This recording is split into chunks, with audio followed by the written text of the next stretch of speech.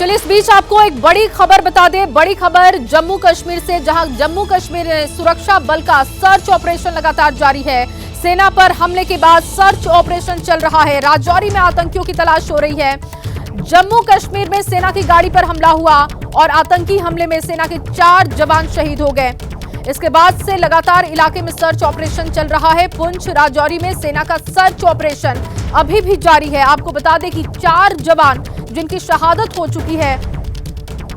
हम इस समय जम्मू के राजौरी और पुंछ के बॉर्डर डेरा की गली में खड़े हैं, जहां पर मैं आपको एक्सक्लूसिव तस्वीरें उस वाहन की दिखा रहा हूं जिसे गुरुवार को आतंकियों ने निशाना बनाया। बता दूं यहां पर लगातार बीते कुछ दिनों से सर्च ऑपरेशन चल रही थी और इन सर्च ऑपरेशंस में भाग लेने के लिए जैसे ही गुरुवार को कुछ रीइंफोर्समेंट भेजी गई, कुछ अतिरिक्त टुकड़ियां भेजी गई जिनमें एक जिप्सी और ये वाहन शामिल था। और जैसे ही वो अतिरिक्त टुकड़ियां यहां पर सुरनकोट के इलाके में पहुंची तो यहां पर आतंकियों ने घात लगाकर इन वाहनों को निशाना बनाया, जिनमें से एक वाहन की एक्सक्लूसिव तस्वीरें आप एबीपी न्यूज़ पर देख रहे हैं। इन्हीं वाहनों में जो जवान सवार थे उन्हें निशाना बनाया गया, जिसमें से 3 जवानों ने देश के नाम सर्वोच्च बलिदान दिया है, जबकि 3 अन्य जवान जो हैं वो इस समय जो है घायल हैं, जिनका इलाज यहाँ अस्पताल में चल रहा है। तो एबीपी न्यूज़ पर एक्सक्लूसिव तस्वीरें आप उस वाहन की देख रहे हैं। ये देखिए साक्ष्य किस तरह से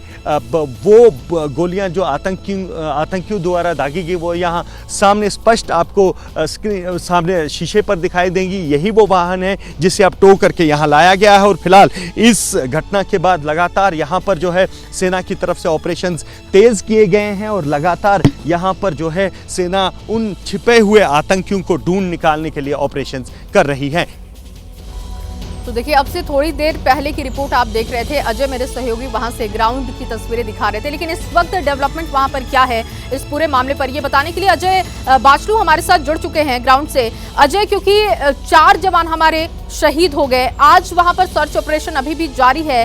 क्या जानकारी अब तक मिली है पूरे हमले को लेकर और किस तरीके से डेवलपमेंट हो रहा है मामले में?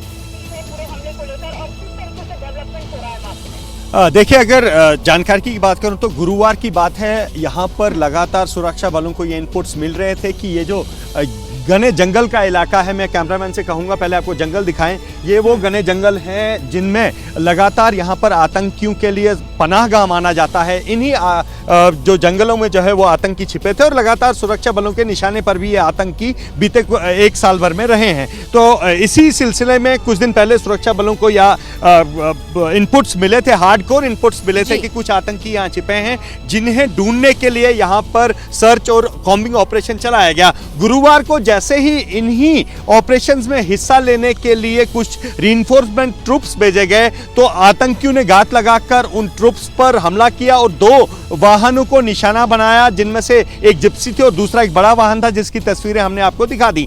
तो लगातार इस घटना के बाद से जो है पूरे इलाके में, क्योंकि ये घने जंगल का इलाका है, टेरेन बहुत टफ है, जो यहाँ भूगोलिक स्थितियां हैं वो विपरीत है ऑपरेशंस के लिए। और आप देख सकते हैं किस तरह का ये घना जंगल है जहां पर ये ऑपरेशंस लगातार चलाए जा रहे हैं और लगातार पूरे इन जंगलों को जो है सुरक्षा बलों ने सील कर दिया है, इनको चारों तरफ से घेर लिया है और लगातार अब सुरक्षा बल इन जंगलों में जा रहे हैं। देखिए यहाँ कठिनाइयां बहुत सारी हैं, कठिनाइयां जंगल की हैं, कठिनाइयां इन जंगलों में बड़ी-बड़ी ऑपरेशन अभी भी वहां पर चल रहा है। आगे भी जो भी अपडेट होगा आपसे लेते रहेंगे। फिलहाल के लिए आपका शुक्रिया। और चलिए अब आपको सीधे लिए चलते हैं न्यूज रूम, जहां मेरी सहयोगी पूजा सचदेवा आपको दिखाएंगी 60 सेकंड में। धन्यवाद जया। देखिए, सांसदों के निलंबन के मामले को अब सदन से सड़क तक ले जाने की तैयारी है। 146 विपक्षी सांसदों के निलंबन के मामले में इंडिया गठबंधन कश्मीर से कन्याकुमारी तक प्रदर्शन करेगा। सांसदों के निलंबन के मामले में मुद्दा थमने के बजाय लगातार जोर पकड़ता जा रहा है। निलंबित होने वाले सांसदों की संख्या हर दिन बढ़ती जा रही है। गुरुवार को लोकसभा से 3 और सांसदों को निलंबित कर दिया गया, जिसके बाद ये आंकड़ा 146 पहुंच गया है। कांग्रेस ने इंडिया गठबंधन के तमाम साथियों के साथ मिलकर इस मामले पर अब देश भर में प्रदर्शन का ऐलान किया है। सदन में हंगामा करने के आरोप में विपक्षी सांसदों को संसद के शीतकालीन सत्र से सस्पेंड किया जा चुका है। 146 विपक्षी सांसदों के निलंबन के फैसले के खिलाफ आज विपक्ष देश भर में प्रदर्शन कर आवाज बुलंद करेगा, जिसकी शुरुआत दिल्ली के जंतर मंतर से होगी। सुबह करीब 11:30 बजे कांग्रेस अध्यक्ष मल्लिकार्जुन खड़गे, सांसद राहुल गांधी और इंडिया गठबंधन के साथी सदस्य शामिल होंगे। प्रोटेस्ट करना तो उचित है और सारे प्रदेश में, सारे राज्यों में आप देखेंगे कि इंडिया अलायंस के प्रोटेस्ट हर जगह देखें। पटना में होने वाले प्रदर्शन में आरजेडी, जेडीयू और वाम दलों ने कांग्रेस का हाथ मजबूत करने का ऐलान किया है। निलंबन के खिलाफ दिल्ली से लेकर केरल और पटना से लेकर तिरुवनंतपुरम तक विपक्ष हुंकार भरने के मूड में है। देखिए, सांसदों के निलंबन के मामले पर पहली बार ऐसा होगा जब इंडिया गठबंधन के नेता एक साथ सड़क पर अपनी ताकत दिखाएंगे। लेकिन इधर नीतीश कुमार नाराज बताए जा रहे हैं, जिन्हें मनाने की कोशिश अब राहुल गांधी ने की। नीतीश की पहल पर विपक्ष एकजुट हुआ। नीतीश आगे आए तो इंडिया अलायंस बना और नीतीश ने सहमति बनाई तो पटना में इंडिया गठबंधन की पहली बैठक संभव हुई। लेकिन नीतीश नाराज है। इंडिया गठबंधन की हर बैठक के बाद कमोबेश कुछ इस तरह की खबरें सामने आती रही हैं। अब 19 दिसंबर को दिल्ली में विपक्षी गठबंधन की चौथी बैठक हुई, जिसके बाद से नीतीश के नाराजगी को लेकर एक बार फिर अफवाहों का बाजार गर्म है। कोई नाराज नहीं हुए हैं नीतीश कुमार जी। सीट बंटवारे पर चर्चा हुई है और वो हुआ है कि जल्दी से जल्दी मैक्सिमम 15 से 20 दिनों में सभी राज्यों में सीटों का बंटवारा हो जाएगा। इन अटकलों के बीच चर्चा है कि राहुल गांधी ने नाराज नीतीश कुमार से बात की और नीतीश को यकीन दिलाया कि गठबंधन में उनकी अहम भूमिका होगी और दिल्ली में हुई बैठक में हुए फैसलों को जल्द अमल में लाने की बात हुई। अब नाराजगी की खबरों को झुठलाते हुए जेडीयू आरजेडी के नेता भी कह रहे हैं कि सीट शेयरिंग साझा कार्यक्रम जैसे मुद्दे पर जल्द ही सार्थक कदम उठाए जाएंगे। नीतीश कुमार जी और हम लोग कोई नाराज नहीं है। मीडिया के जो लोग हैं बिके हुए हैं एकदम नरेंद्र मोदी से। देखिए, राज्यों के चुनाव निपट चुके हैं और जो नतीजे आए उसने कांग्रेस को मजबूर किया आत्ममंथन करने पर। और इसी के चलते कांग्रेस वर्किंग कमेटी की बैठक हुई, जिसमें आगे की रणनीति पर तेजी से फैसले लेने पर निर्णय लिया गया। 24 के चुनाव को लेकर कांग्रेस अपनी तैयारियों को तेज करने पर जुट गई है। इसी को लेकर कांग्रेस वर्किंग कमेटी ने 4 घंटे बैठक की, जिसमें कई अहम फैसले लिए गए। बैठक में तय हुआ कि अगले 1-2 दिन में घोषणा पत्र कमेटी का ऐलान किया जाएगा। इसके अलावा 1 हफ्ते में स्क्रीनिंग कमेटी का गठन भी किया जाएगा। Screening committee is going to be constituted in this month itself. Manifesto committee is going to be constituted within 1 or 2 days. Congress core committee की बैठक में कई अहम मुद्दों पर चर्चा भी की गई, जिसमें 5 राज्यों में हुए विधानसभा चुनाव के नतीजों पर मंथन हुआ। बैठक में 2024 लोकसभा चुनाव की तैयारियों को लेकर चर्चा की गई। इसके अलावा देश के वर्तमान राजनीतिक हालात पर मंथन हुआ। बैठक में बीजेपी के खिलाफ पूरे दमखम से चुनाव लड़ने पर जोर दिया गया। Mood of the country now is against BJP. Congress and India alliance is going to fight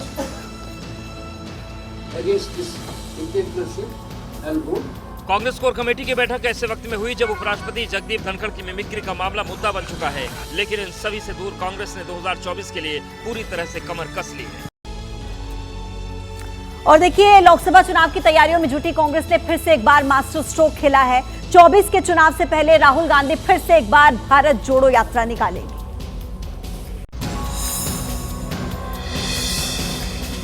Congress के पूर्व अध्यक्ष और मौजूदा सांसद राहुल गांधी जल्दी भारत जोड़ो यात्रा पार्ट 2 की शुरुआत करेंगे। ये यात्रा कब शुरू होगी इसका रोड मैप सामने नहीं आया है, लेकिन कांग्रेस वर्किंग कमेटी की बैठक में इस पर मंथन जरूर हुआ। Rahul Gandhi ji should do a second यात्रा from east to west. The decision of the yatra will be taken without any delay. CWC की बैठक में कांग्रेस अध्यक्ष मल्लिकार्जुन खड़गे ने भारत जोड़ो यात्रा पार्ट 2 का जिक्र किया। राहुल गांधी की अगुवाई में कांग्रेस ने 12 सितंबर को भारत जोड़ो यात्रा तमिलनाडु के कन्याकुमारी से शुरू की थी, जो 12 राज्यों से होते हुए जम्मू कश्मीर से समाप्त हुई। 136 दिनों में राहुल गांधी ने 4000 किलोमीटर से ज्यादा की यात्रा की। कांग्रेस ने इस यात्रा को देश भारत को एकजुट करने, साथ आने और राष्ट्र को मजबूत करने का बताया था। 2024 चुनाव के पहले भारत जोड़ो यात्रा 2 कांग्रेस का मास्टर स्ट्रोक माना जा रहा है। यात्रा के जरिए कांग्रेस राज्यों में अपने पक्ष में माहौल बनाने के साथ ही जनता का मन भी टटोलेगी। राहुल गांधी की भारत जोड़ो यात्रा की तर्ज पर कांग्रेस ने यूपी जोड़ो यात्रा शुरू की है। चलिए आगे बढ़ेंगे। दिल्ली एनसीआर में लगातार ठंड का प्रकोप बढ़ते जा रहा है। दिल्ली में सीजन के पहले कोहरे ने लोगों की मुसीबत बढ़ा दी है। दिल्ली में आज विजिबिलिटी बेहद कम रही। विजिबिलिटी कम होने की वजह से लोगों को काफी दिक्कतों का सामना भी करना पड़ा और मौसम विभाग के अनुसार आज सुबह 5:30 बजे न्यूनतम तापमान 7.4 डिग्री सेल्सियस दर्ज किया गया है। ग्राउंड पर इस वक्त हालात जो हैं मेरे सहयोगी दिव्यांकर बता रहे हैं, देखते हैं उनकी रिपोर्ट। पहाड़ों पर होने वाले वेस्टर्न डिस्टर्बेंस का असर साफ तौर से मैदानी इलाकों में भी देखा जाएगा और जिसके चलते अगर बात करें दिल्ली की, तो दिल्ली एनसीआर में आने वाले दिनों में ठंड जो है वो बढ़ सकती है और सुबह के समय हल्का कोहरा भी छाया रह सकता है। क्या कुछ तस्वीरें हैं आज की। हम फिलहाल अक्षरधाम मंदिर के पास वाले फ्लाईओवर पर मौजूद हैं। तस्वीरें आपको दिखाना चाहेंगे अक्षरधाम मंदिर की, जो पूरी तरह से स्मॉग और फॉग की चादर में साफ तौर से लिपटा हुआ नजर आएगा। चूंकि हवाएं नहीं चल रही हैं और जिसके चलते जो स्मॉग और फॉग की चादर है वो साफ तौर से पूरी तरह से अपने लपेटे में अक्षरधाम मंदिर को लिए हुए है। क्या कुछ तस्वीरें हैं NH24 की, वो हम आपको दिखाना चाहेंगे। मौसम विभाग की माने तो आज की विजिबिलिटी जो है वो सफदरजंग और पालम दोनों ही जगहों पर 400 मीटर के करीब जो है वो आकी गई। साफ तौर से ये जो तस्वीरें हैं वो भी इस ओर इशारा कर रही है। इसके अलावा अगर तापमान की बात करें तो मौसम विभाग के अनुसार आज का अधिकतम तापमान 23 डिग्री सेल्सियस, वहीं न्यूनतम तापमान 5 डिग्री सेल्सियस तक रह सकता है। आज का जो एयर क्वालिटी इंडेक्स है पूरे ओवरऑल दिल्ली का वो 395 पर पहुंच गया है, यानी साफ तौर से जो दिल्ली की आबो हवा है वो बेहद ही गंभीर कैटेगरी में पहुंच गई है। अलग अलग इलाकों की बात करें तो कई सारे इलाकों में जो हवाएं हैं उन एयर क्वालिटी इंडेक्स है वो 400 के पार, यानी कि गंभीर श्रेणी के भी पार जो है सीवियर कैटेगरी में जो हवाएं हैं वो पहुंच गई हैं। तो अगर मौसम विभाग की माने तो आज रात के समय हल्की बूंदाबांदी हो सकती है। बारिश के आसार जो हैं वो मौसम विभाग की ओर से लगाए गए हैं। कैमरा पर्सन अनिल कुमार के साथ दिव्यांकर तिवारी, ABP न्यूज, दिल्ली।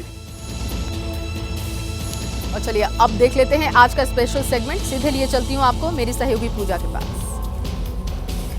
धन्यवाद जया। देखिए, आज सड़क पर इंडिया गठबंधन का पहला शक्ति प्रदर्शन है और ये साझा शक्ति प्रदर्शन है, यानी कि इंडिया गठबंधन में शामिल जितने भी दल हैं वो आज मिलकर सड़क पर प्रदर्शन करेंगे।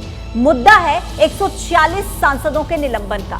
विपक्ष कह रहा है कि ये आवाज दबाने की कोशिश है और इसी को लेकर आज सड़क पर उतरकर कश्मीर से कन्याकुमारी तक प्रदर्शन करने का प्लान।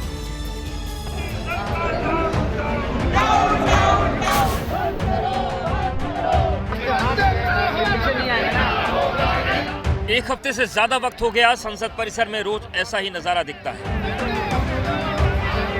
इंडिया गठबंधन में शामिल पार्टियों के सांसद और नेता कभी गांधी प्रतिमा के पास प्रदर्शन करते हैं तो कभी संसद परिसर में हंगामा करते हैं। इस हंगामे के पीछे मुद्दा है सांसदों का निलंबन। सदन में हंगामा करने के कारण अब तक इंडिया गठबंधन के सांसदों का निलंबन शीतकालीन सत्र के दौरान हुआ। लोकसभा से इंडिया गठबंधन के 100 सांसदों और राज्यसभा से इंडिया गठबंधन के 46 सांसदों, यानी दोनों सदनों के कुल 146 सांसदों को निलंबित कर दिया गया। इन सभी सांसदों पर सदन में हंगामा करने का आरोप है। सांसदों के निलंबन के खिलाफ इंडिया गठबंधन ने आज पूरे देश में सड़क पर उतरने का ऐलान किया है। करना तो उचित है और हम सारे यहाँ तो दिल्ली में जंतर मंतर में हम सारे होंगे, क्योंकि हम दिखाना चाहते हैं जनता को कि जब पार्लियामेंट को ऐसे चलाएंगे, जब आप विपक्ष की आवाज़ सुनना नहीं चाहते हैं तो आप हमारे लोकतंत्र को बर्बाद कर रहे हैं। तो ये बताने के लिए हम सब खड़े होंगे। देश में डेमोक्रेसी का गला घोटा जा रहा है। सवाल पूछने पे सस्पेंड किया जा रहा है। 150 MP सस्पेंड हैं। जनादेश का अपमान किया जा रहा है। डेमोक्रेसी को बचाने के लिए और संविधान को बचाने के लिए ज़रूरी है कि डेमोक्रेटिक तरीके से विरोध प्रदर्शन किया जाए। एक दिन में या 2 दिन में 150 सांसदों को आप बलि चढ़ाते हो, क्या ये लोकतंत्र है? हम संविधान बचाने के लिए ये मार्च निकाल रहे हैं और जो संविधान के चौकीदार है वही चोरी में शामिल है।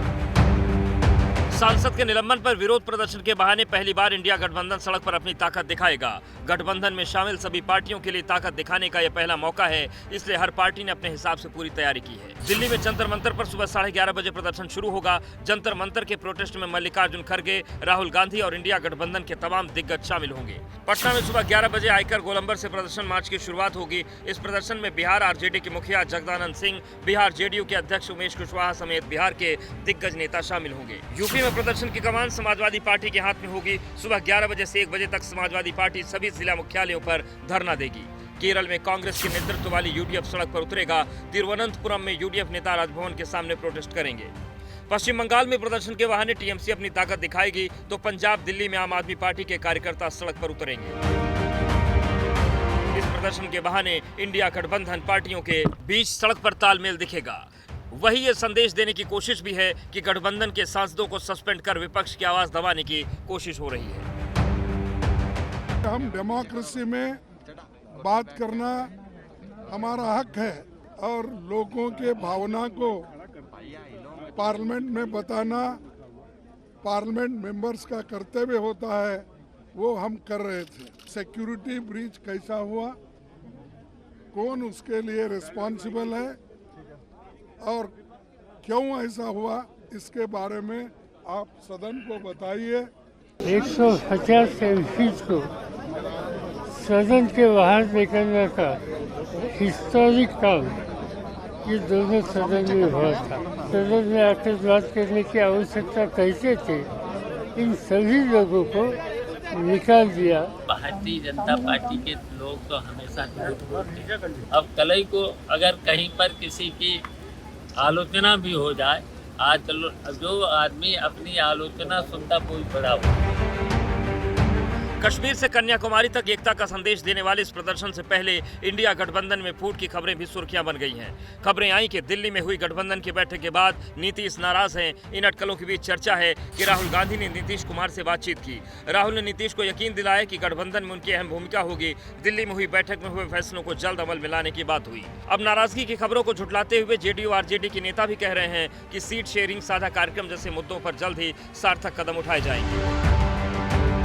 नीतीश कुमार जी और हम लोग कोई नाराज नहीं है। सब लोग एकजुट होकर के हम लोग काम कर रहे हैं। सीट बंटवारे पर चर्चा हुई है और वो हुआ है कि जल्दी से जल्दी मैक्सिमम 15 से 20 दिनों में सभी राज्यों में सीटों का बंटवारा हो जाए। इंडिया गठबंधन में कोई दिक्कत नहीं है, सब कोई दिक्कत नहीं, एकदम ये आपको दिक्कत दिख रहा है, कोई दिक्कत नहीं। 19 दिसंबर को इंडिया गठबंधन की दिल्ली में हुई बैठक में देश भर में प्रदर्शन का फैसला हुआ था। उसी बैठक में ममता बनर्जी ने मल्लिकार्जुन खड़गे का नाम गठबंधन के चेहरे के तौर पर आगे बढ़ाया था। तभी नीतीश की नाराजगी की खबर सामने आई। हालांकि अब नाराजगी की खबरों को झुठलाते हुए इंडिया गठबंधन का पूरा फोकस विरोध प्रदर्शन के बहाने अपनी ताकत दिखाने पर है। तो देखिए, एक तरफ तो इंडिया गठबंधन कहीं ना कहीं इस मुद्दे को लेकर घेर रहा है सरकार को कि निलंबित किया गया है उन सांसदों को, 146 सांसदों को। तो दूसरी तरफ जो बीजेपी इंडिया गठबंधन को उपराष्ट्रपति की मिमिक्री पर के मुद्दे को लेकर भी घेर रहा है। 6 तस्वीरें आपकी टीवी स्क्रीन पर हैं। दिल्ली, मुंबई, कोलकाता, शिमला, पटना और सागर की तस्वीरें हैं। संसद से सड़क तक किस तरीके से प्रदर्शन करती हुई सियासत की जो तस्वीरें हैं वो आपकी टीवी स्क्रीन पर है। इंडिया गठबंधन के प्रदर्शन से एक दिन पहले यानी कि गुरुवार को बीजेपी ने देश भर में प्रोटेस्ट किया और देश के कई शहरों में बीजेपी के कार्यकर्ता सड़क पर उतरे। देश के सामने एक सच्चाई आनी चाहिए। प्रधानमंत्री जी ने पहले दिन ही कहा था कि चुनाव की पराजय का प्रभाव चुनाव इसमें सदन में ना दिखे, उसको खामियाजा ना भुगतना पड़े, और वही हुआ। उपराष्ट्रपति जी पर जो कुकृत्य विपक्ष के सांसदों ने किया, और श्रीमान राहुल गांधी जी, एक पार्टी के पूर्व राष्ट्रीय अध्यक्ष, ऐसे कृत्य करने वाले को रोकने की बजाय फिल्म करना और उसका प्रचार प्रसार करना, ये अपने आप में दिखाता है कि विपक्ष का स्तर कितना गिर चुका है। कांग्रेस ने बहुत बड़ा पाप एक बार फिर से किया है और वो है उपराष्ट्रपति महोदय श्रीमान धनखड़, जगदीप धनखड़ जी का अपमान। उनको लेकर के जिस प्रकार की हरकत की है इन लोगों ने, वो संवैधानिक पदों का भी अपमान है। और जगदीप धनखड़ एक किसान का बेटा है, ये किसान समाज का अपमान है। और चलिए अब आपको दिखा देते हैं 2 मिनट में देश की खबरें। जम्मू के राजौरी जिले के मंडी इलाके में आतंकवादियों से मुठभेड़ जारी।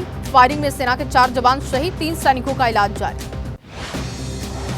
आतंकियों ने सेना के 2 वाहनों पर हमला किया था। राजौरी और पुंछ जिलों की सीमा पर घने जंगलों वाला इलाके में एनकाउंटर हुआ। राहुल गांधी ने एक्स पर लिखा, कायराना आतंकी हमले में हमारे जवानों की शहादत की खबर बहुत दुखद है। उनका सर्वोच्च बलिदान देश हमेशा याद रखेगा। दिल्ली में आज से बीजेपी पदाधिकारियों की 2 दिवसीय बैठक। बीजेपी अध्यक्ष जेपी नड्डा करेंगे अध्यक्षता। लोकसभा चुनाव को लेकर कांग्रेस ने तेज की तैयारी। 1 से 2 दिनों में घोषणा पत्र कमेटी का ऐलान। उम्मीदवार चयन के लिए 1 हफ्ते में बनेगी स्क्रीनिंग कमेटी। करीब 45 साल के बाद नए साल में बदलेगा कांग्रेस मुख्यालय का पता। कोटला रोड पर 6 मंजिला इमारत में बना कांग्रेस दफ्तर, पूरी तरीके से आधुनिक सुविधाओं से लैस। समाजवादी पार्टी कार्यालय में होगी ब्राह्मण महापंचायत। 24 दिसंबर को लखनऊ में बड़ी संख्या में ब्राह्मणों का जमावड़ा। पीडीए के साथ साथ ब्राह्मणों को साधने की तैयारी। तीनों नए क्रिमिनल बिल राज्यसभा से पास। राष्ट्रपति की मंजूरी के बाद कानून बनेगा। पीएम मोदी बोले, जनसेवा पर केंद्रित कानूनों के युग की शुरुआत। मिमिक्री विवाद पर देश में कई जगहों पर बीजेपी नेताओं का प्रदर्शन। मुंबई, कोलकाता और सागर में किया गया प्रोटेस्ट। टीएमसी सांसद कल्याण बनर्जी और राहुल गांधी का पुतला जलाया गया।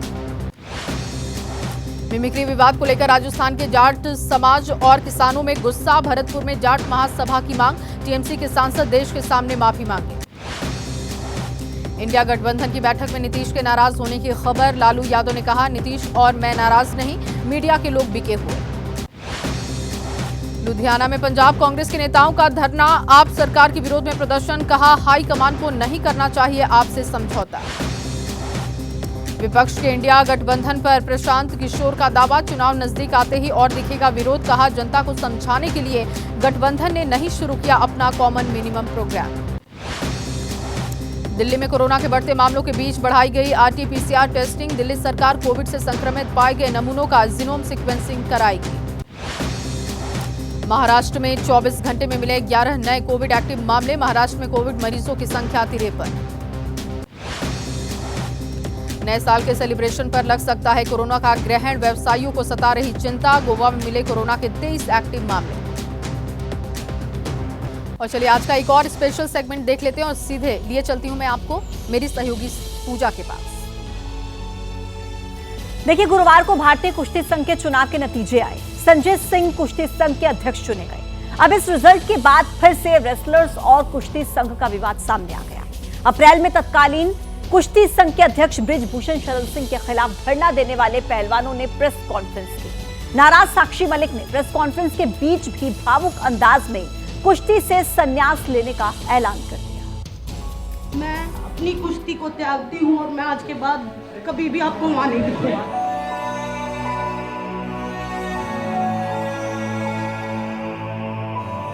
एक चैंपियन ने कुछ इस अंदाज में रिंग से विदाई ले ली। गला रुधा हुआ था, आंखें भीगी थीं, अपने न्याय की लड़ाई हारने का गम दिख रहा था।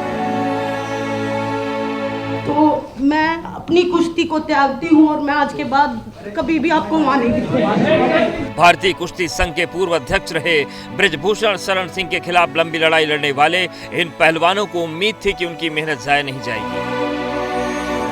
लेकिन भारतीय कुश्ती संघ के चुनाव के रिजल्ट सामने आए तो पहलवानों को तगड़ा शॉक लगा। बृजभूषण शरण सिंह के करीबी संजय सिंह कुश्ती संघ के अध्यक्ष चुन लिए गए। यानी एक तरह से कुश्ती संघ की कमान बृजभूषण शरण सिंह के हाथों में ही चली गई। जंतर मंतर पर बृजभूषण शरण सिंह के खिलाफ मोर्चा खोलने वाले पहलवानों ने प्रेस कॉन्फ्रेंस की और भावुक साक्षी मलिक ने संन्यास का ऐलान कर दिया। जो उसका बिल्कुल सहयोगी है, उसका बिजनेस पार्टनर है, वो अगर इस फेडरेशन में रहेगा तो मैं अपनी कुश्ती को त्यागती हूं और मैं आज के बाद कभी भी आपको वहां नहीं दिखूंगा। तो बस सभी देशवासियों को धन्यवाद जिन्होंने आज तक इतना मेरा सपोर्ट किया और मुझे इस मुकाम तक पहुंचाया। बजरंग पूनिया, साक्षी मलिक, विनेश फोगाट, संगीता फोगाट समेत कई पहलवानों ने WFI के पूर्व अध्यक्ष बृजभूषण शरण सिंह के खिलाफ संगीन आरोप लगाए थे। बृजभूषण से नाराज पहलवानों ने 18 जनवरी 2023 को जंतर मंतर पर धरना शुरू किया था। 20 जनवरी को जांच का आश्वासन मिलने के बाद धरना खत्म हो गया था। मांगे पूरी नहीं होने पर 23 अप्रैल को पहलवान फिर से धरने पर बैठ गए। 7 जून को खेल मंत्री से मीटिंग के बाद पहलवानों ने धरना खत्म किया था। तब सरकार की तरफ से पहलवानों को निष्पक्ष जांच का भरोसा दिया गया था। अब संजय सिंह के अध्यक्ष चुने जाने के बाद पहलवान शिकायत कर रहे हैं कि उनकी बात नहीं सुनी गई। इस फेडरेशन के जो प्रेसिडेंट है उनके खिलाफ लड़ाई लड़ने के लिए हमें बहुत साल लगे कि हिम्मत बनाई और हमने ये प्रोटेस्ट किया। लेकिन आज सब आपको नतीजा पता ही है कि प्रेसिडेंट जो है उसके बेटे से भी प्रिय है, उसका राइट हैंड यूँ मान लो प्रेसिडेंट बना है आज रेसलिंग फेडरेशन का। तो जो सरकार ने कमिटमेंट की थी वो पूरी नहीं हुई। हमारी मांग थी महिला प्रेसिडेंट की। आज आप पूरे इलेक्शन उसकी लिस्ट उठा के देख लो, एक भी महिला को कोई स्थान नहीं दिया गया। मुझे नहीं लगता कि भाई बेटियों को न्याय मिलेगा। बेटियों को तोड़ने का काम अभी भी चल रहा है। जब खेल मंत्री जी के सामने 15-20 लड़कियों ने अपनी आप बीती बताई थी। आज तो WFI के चुनाव में किया है, धीरे धीरे उसको कोर्ट से भी बरी करवा देंगे, मुझे लग रहा है जो। लेकिन फिर भी हमें भरोसा है न्यायपालिका पर। हमने जो लड़ाई लड़ी, मुझे लगता है कि आने वाली 1-2 पीढ़ियों को और लड़नी पड़ेगी। अप्रैल में शुरू हुआ पहलवानों का धरना जब खत्म हुआ था, तब रेसलर्स की शिकायत पर खेल मंत्रालय ने ब्रजभूषण शरण सिंह की अध्यक्षता वाले WFI को निलंबित कर दिया था। निष्पक्ष तरीके से WFI के चुनाव कराने की बात हुई थी। पहलवानों ने मांग की थी कि ब्रजभूषण के किसी करीबों को चुनाव न लड़ने दिया जाए, लेकिन चुनाव में ब्रजभूषण सिंह के करीबी संजय सिंह ने कॉमनवेल्थ गेम्स की गोल्ड मेडलिस्ट रही हरियाणा की पहलवान अनीता शिवराणा को हरा दिया। संजय ब्रजभूषण की कमेटी में ज्वाइंट सेक्रेटरी थे। आज जो फेडरेशन का जो अध्यक्ष बना है संजय सिंह, उसको प्रेसिडेंट में आना मतलब आने वाली लड़कियों का जो भविष्य है उनको फिर से शोषण का शिकार होना पड़ेगा। आने वाले बच्चों के भविष्य के ये जो हम लड़ाई लड़ रहे थे उसमें हम कामयाब नहीं हो पाए। हमें नहीं पता हमारे देश में न्याय कैसे मिलता है। साक्षी के संन्यास के ऐलान के बाद लड़ाई फिर वहीं पहुंच गई जहां अप्रैल 2023 में थी। पहलवान अब नए सिरे से लड़ाई का संकेत दे रहे हैं। भारतीय कुश्ती संघ के नए अध्यक्ष बने संजय सिंह कह रहे हैं कि ये कुश्ती की जीत है, राजनीति की वजह से विरोध हो रहा है। आगे हम लोग ओलंपिक की तैयारी कराएंगे, क्वालिफाइंग में बच्चों को तैयार करना है, यही संदेश है। किसे देना चाहेंगे सर? जीत का सिर्फ ब्रजभूषण शरण सिंह और देश के पहलवानों को। आरोप सब निराधार है, वो कोर्ट निर्धारित कर देगा। उसको कोर्ट में चल रहा है ना, कोर्ट उसको निर्धारित कर देगा। अप्रैल में जब रेसलर्स ने ब्रजभूषण शरण सिंह के खिलाफ धरना शुरू किया था, तब कई पार्टियां उनके समर्थन में आई थी। साक्षी के संन्यास के ऐलान के बाद फिर माहौल सियासी हो चला है। कांग्रेस ने अपने एक्स हैंडल पर पोस्ट लिखकर साक्षी के आंसुओं के लिए मोदी सरकार को जिम्मेदार ठहराया। इन आरोपों के बीच संजय सिंह की जीत के बाद ब्रजभूषण सिंह ने कहा कि दबदबा है और कायम रहेगा। मैं ये उम्मीद करता हूं कि 11 महीने के अंदर जो कुश्ती का नुकसान हुआ है, खेल की गतिविधि बंद है, नई फेडरेशन तुरंत इस गतिविधि कुश्ती की गतिविधि को शुरू करे और जो नुकसान हुआ है उसका भरपाई करे। और ये मेरी जीत नहीं है, देश के पहलवानों की जीत है, देश की जनता की जीत है। कुश्ती संघ के 15 में से 13 पदों पर ब्रजभूषण समर्थकों की जीत बताती है कि कुश्ती संघ पर उनकी पकड़ कितनी मजबूत है। इस मजबूत पकड़ के खिलाफ पहलवान 2 बार धरना दे चुके हैं। जम्मू कश्मीर के राजौरी में आतंकियों के खिलाफ सुरक्षा बलों का सर्च ऑपरेशन अभी चल रहा है। राजौरी में गुरुवार को आतंकियों ने घात लगाकर सेना की 2 गाड़ियों को निशाना बनाया। इस कायराना अटैक में 4 जवान हमारे शहीद हो गए।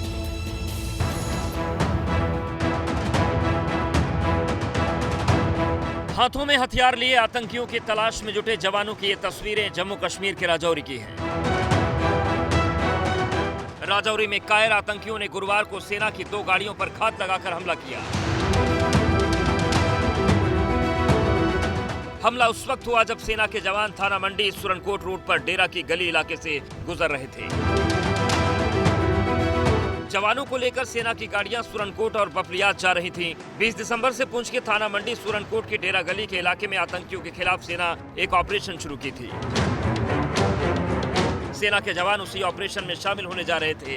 दोपहर 3:45 पर जैसे ही सेना के जवानों को लेकर एक ट्रक और जिप्सी धत्यार मोड़ के पास पहुंचे, पहले से घात लगाकर बैठे आतंकियों ने फायरिंग शुरू कर दी। इस कायराना आतंकी अटैक में सेना के 4 जवान शहीद हो गए, 3 जवान जख्मी हुए हैं।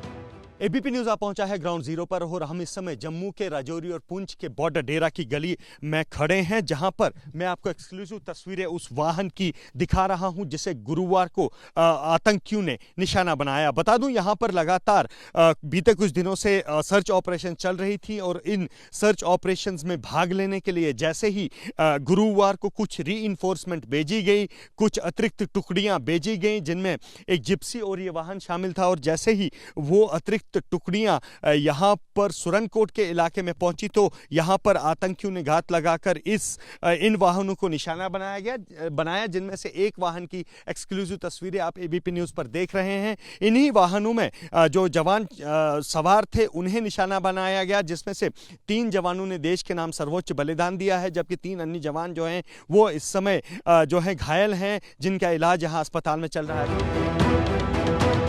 कायराना अटैक को अंजाम देने के बाद आतंकी मौके से फरार हो गए। एब्रोगेशन ऑफ आर्टिकल 370 के बाद यह इस इलाके में हम कुछ अधिक हरकत देख रहे हैं। और जिस प्रकार से एम्बुश हो रहे हैं, पिछली 1 महीने पहले 2 कप्तान भी मारे गए और 3 उसमें भी जवान शहीद हो गए। तो ये जो वारदात है, मुझे लगता है हम लोगों को थोड़ा सा अपने आप को भी अब नई सोच के साथ अपने को भी इस इलाके में देखना पड़ेगा कि कैसे हम लोग अपने आप को एम्बुश से बचा सके। कांग्रेस नेता राहुल गांधी ने ट्वीट कर जवानों की शहादत को सलाम किया। सेना के काफिले पर आतंकी अटैक के बाद पूरे इलाके में सुरक्षा बढ़ा दी गई है। पूरे इलाके की घेराबंदी करने के बाद सेना आतंकियों की तलाश कर रही है। जम्मू राजौरी पुंछ हाईवे पर सिक्योरिटी बढ़ा दी गई है। राजौरी के इलाके में 22 नवंबर को सुरक्षा बलों और आतंकियों के बीच मुठभेड़ में 5 जवान शहीद हुए थे। तब से मुठभेड़ 34 घंटे चली थी। मुठभेड़ में 2 आतंकियों को भी मार गिराया गया था। इस इलाके में सेना लगातार आतंकियों के खिलाफ कार्रवाई कर रही है। 17 नवंबर को राजौरी और कुलगाम में एनकाउंटर में 6 आतंकी मारे गए थे। 13 सितंबर को आतंकियों से हुई मुठभेड़ में 2 आतंकी मारे गए। 15 अगस्त को सुरक्षा बलों ने 6 आतंकियों को गिरफ्तार किया था। 6 अगस्त को एलओसी के पास 2 आतंकियों को मार गिराया गया था। सेना की सेक्शन से आतंकियों में बौखलाहट है। इसको बड़ा सीरियसली लेना चाहिए, बिल्कुल उसी तरह जैसे हमने पुलवामा को लिया था। और पाकिस्तान को सबक सिखाने की आवश्यकता हो गई है, क्योंकि अगर आप देखो पिछले कम से कम 6-8 हफ्तों में राजौरी पुंछ के इलाके में ये 3रा या 4था इंसिडेंट है, उससे भी ज़्यादा है। और पाकिस्तान बाज नहीं आ रहा, पाकिस्तान की IAS बात नहीं आ रही। इसलिए बड़ा लाजमी है कि उनको बताया जाए कि हिंदुस्तान की फ़ौज और हिंदुस्तान की लीडरशिप जो है, इसको किसी प्रकार से बर्दाश्त नहीं करेगी। राजौरी और पुंछ के बॉर्डर पर डेरा की गली और बफलियाज के बीच का इलाका घने जंगलों वाला इलाका है। इस इलाके में अक्सर घुसपैठ की खबरें आती हैं। इस साल राजौरी, पुंछ और रियासी जिले में सुरक्षा बलों ने आतंकियों की सफाई के लिए अभियान चलाया। इस इलाके में अब तक 28 आतंकी मारे जा चुके हैं। ज्यादातर आतंकी घुसपैठ की कोशिश करते हुए मारे गए। और इस रिपोर्ट के साथ नमस्ते भारत में आज के लिए बस इतना ही। कल नमस्ते भारत में आपसे फिर होगी मुलाकात।